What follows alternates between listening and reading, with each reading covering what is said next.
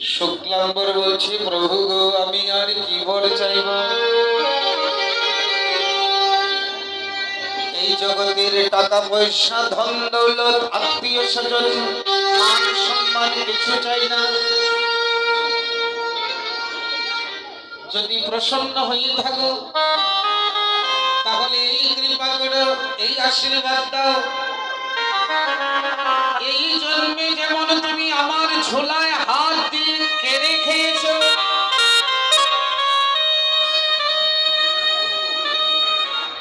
এই জন্মে তো আমি ভিখারি হয়ে যাব।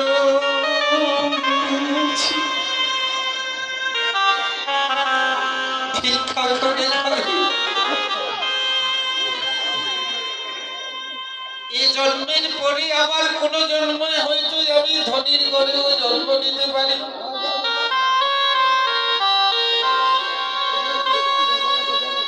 এই জন্মে ভিক্ষা করে খেলেও তোমাকে না দিয়ে আমি খাই না। জানি না আমার কোন কোলে আমার জন্ম হবে।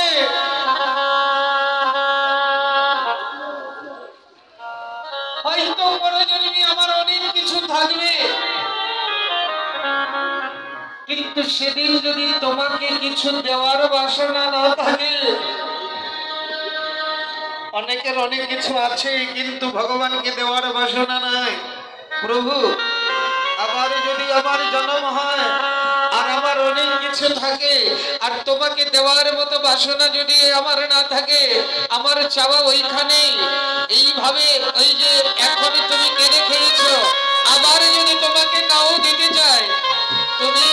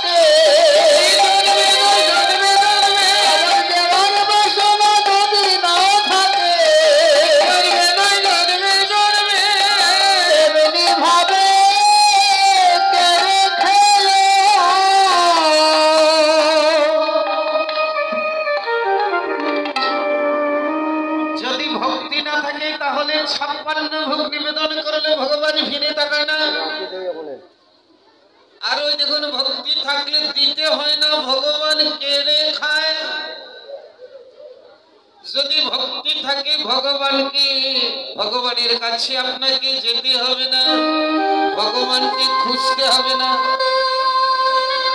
ভগবান চলে আসবে আপনার ঘরে। কবি জয়দেব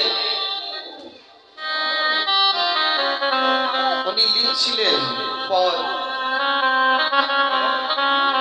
রাধারানী মান করেছে, মানের পদ লিখছিলেন। মানের পদ লিখতে লিখতে এখন গোবিন্দ মান ভাঙাবে, গোবিন্দ রাধারানীর মান ভাঙাবে। এখন ভাঙাতে গিয়ে গোবিন্দ রাধারানীর চরণ শিরে ধারণ করছে, বলছে তুমি আমার চরণ শিরে দাও। কিন্তু এই কথাটা লিখতে পারছে না, কলম আটকে গেছে। যে অনন্ত কোটি বিশ্ব ব্রহ্মাণ্ডের মালিক গোবিন্দ, সে রাধারানীর চরণ মাথে নিবে, আমার এই লেখা দেখে জগতের লোকে কি বলবে? লিখতে পারছেন না, কলম আটকে গেছে। বারবার আসছে, মনে আসছে, দেহি পদ পল্লব মুদারম, এই পদটা বারবার মনে আসছে যে লিখবে, কিন্তু লিখতে পারছে। কলম আটকে গেছে। আস্তে আস্তে সবাই শান্ত হয়ে বসুন, মেয়েরা শান্ত হয়ে বসুন। কলম আটকে গেছে, লিখতে আর পারছেন না। জয়দেব বলছে স্ত্রীকে, পদ্মাবতীকে, পদ্মে আমি স্নান করে আসি, আজকে লেখাটা আমার আটকে গেল। স্নানের পাত্র নিয়ে, একটি জলের পাত্র নিয়ে গেলেন গঙ্গাতে স্নান করতে। ঠিক এমন সময় গোবিন্দ নিজেই জয়দেবের রূপ ধারণ করে এসে বলছে, পদ্মে একই সময় তুমি স্নান করতে যাওনি? বলে, না রে, একটা কথা মনে পড়েছে, পরে ভুলে যাব, তাই লিখে রেখে দে।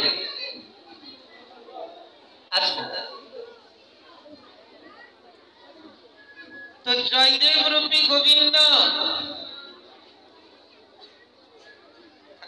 কথা বলো না, আরে পিছনে আসলে দাঁড়িয়ে থাকবে, পিছনে আসলে তো পরে বসার চেষ্টা করো না। আসছির বেলা 3টার সময় এত গন্ডগোল করে লাভ আছে না। পিছনে এখন যারা আসলে দাঁড়িয়ে থাকবে, 3টার সময় এসে বসার চিন্তা করতে হয়। তো দেখুন, জয়দেব জয়দেব রূপী গোবিন্দ মন্দিরে গেলেন, যেখানে গ্রন্থ লেখা, এখানে গ্রন্থ খুলে নিজের হাতে লিখে দিলেন, দেহি পদ পল্লব মুদার,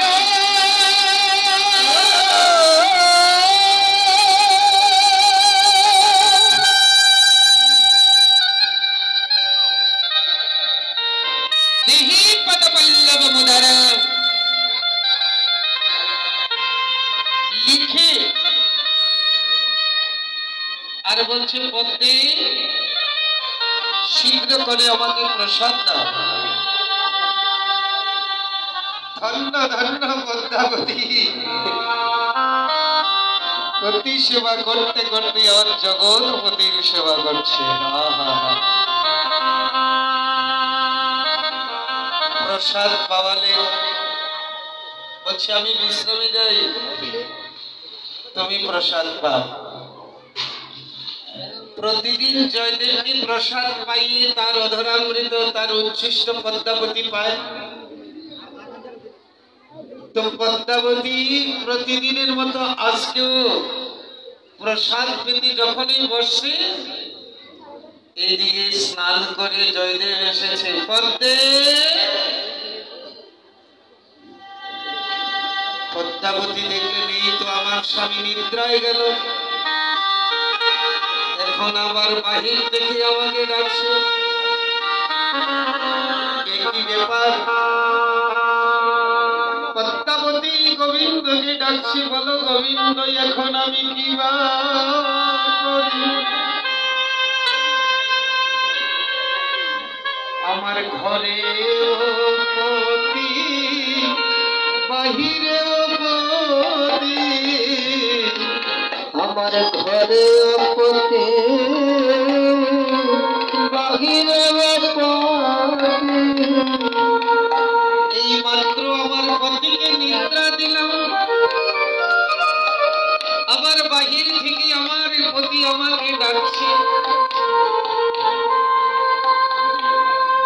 বলি, এখন আমার কি হবে গতি? ঘরেও গতি, বাহিরেও গতি,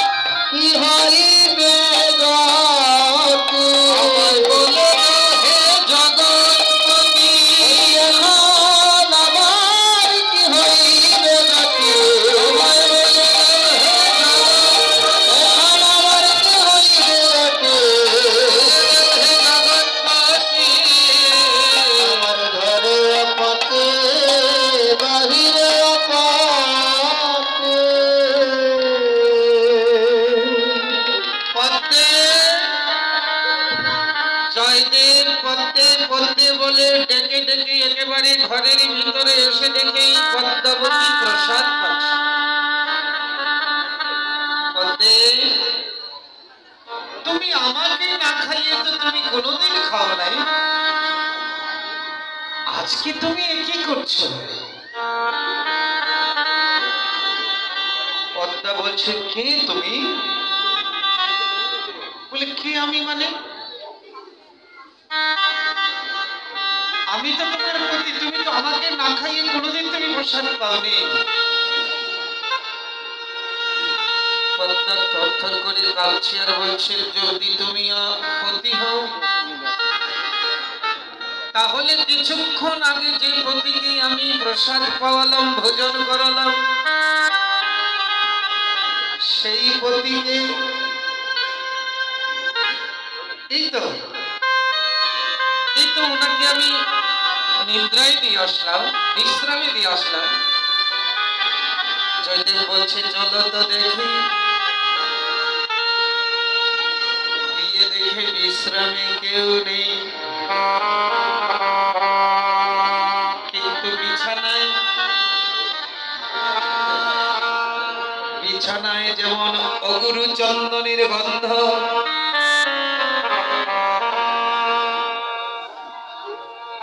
পদ্মা বলছে, তাহলে কি হলো ব্যাপার? জয়দেব বলছে, কি হয়েছে বলো তো? বললে, তুমি যখন গেলে স্নান করতে তখনই দেখলাম একটু পরে ফিরে আসলে, আমি তো ভাবলাম তুমি। সে বলল, আমি ভুলে গিয়েছিলাম, একটা পদ মনে পড়েছে, তাই লিখে রেখে দে। উনি আবার গ্রন্থ মন্দিরে গিয়ে লিখে রাখলেন, তারপরে বললেন আমাকে প্রসাদ দাও। আমি প্রসাদ দিলাম, প্রতিদিন যেভাবে করি সেভাবেই আমি করেছি। জয়দেব গেলেন গ্রন্থ মন্দিরে, গিয়ে দেখে যেখানে তার কলম আটকে গিয়েছিল, বাঁকা হাতের বাঁকা লেখা, যেখানে আটকে গিয়েছিল সেখানেই লেখা আছে, দেহি পদ পল্লব মুদার। গোবিন্দ ভাবছে, তুমি যেখানে গিয়ে আটকে গেলে আমি সেই জায়গাটা পূরণ করে দিলাম।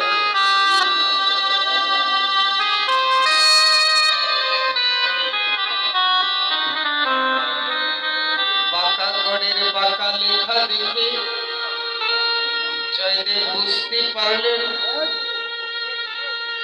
যে এই লেখা তো আর কারণ চোখের জলে ভাসছে। আর পদ্মাবতীকে বলছে, পদ্মে, তোমার মতো স্ত্রী পেয়ে আমি ধন্য, আমি ধন্য। তুমি যাকে সেবা করলে সে তো আর কেউ নয়, আমি বুঝতে পেরেছি। আমার লেখানে যেখানে আটকে গেছে সেখানে সে লিখে গেছে। তুমি কার সেবা করেছো জানো? তুমি জগৎপতির সেবা করেছো, তুমি জগৎপতির সেবা করেছো।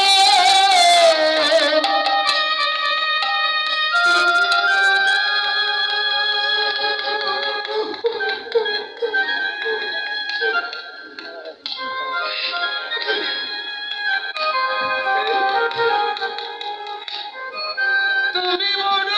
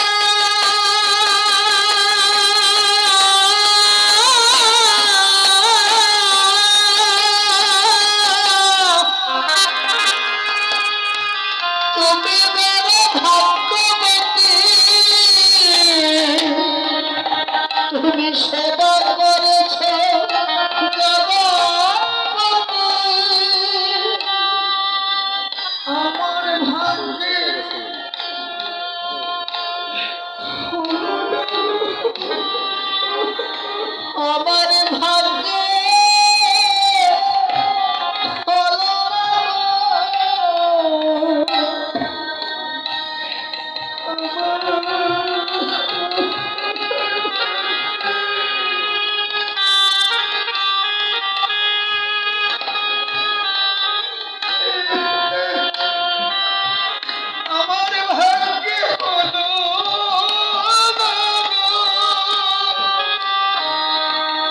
আমার ভাগ্যে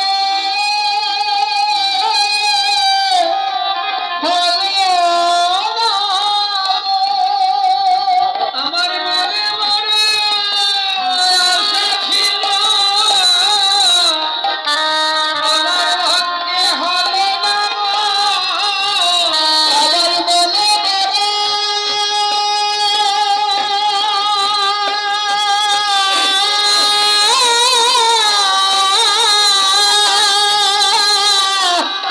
আশা ছিল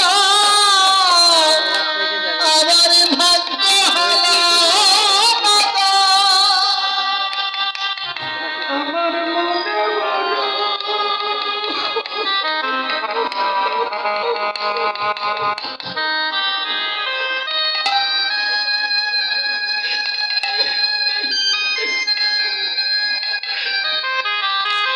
আমার মনে বড় আশা ছিল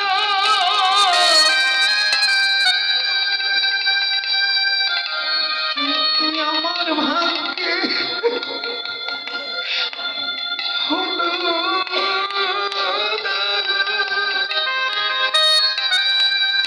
আমার মনে বড়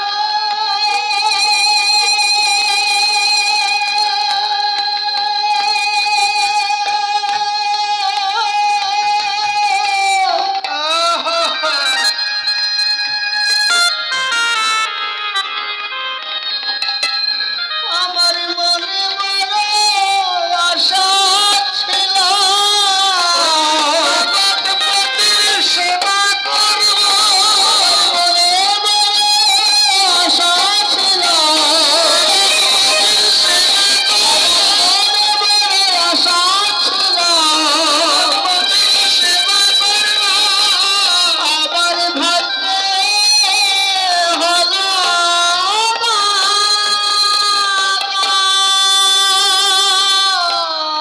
তুমি বড় ভাগ্যবতী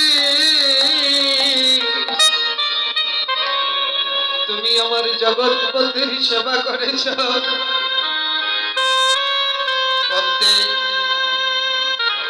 এক কাজ করো আমি তো দর্শন পেলাম না তুমি যখন সেবা করেছ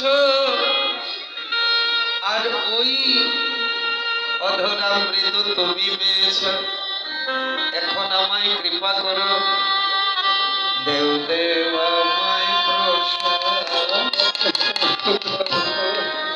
দেও দেব আমায় প্রসাদ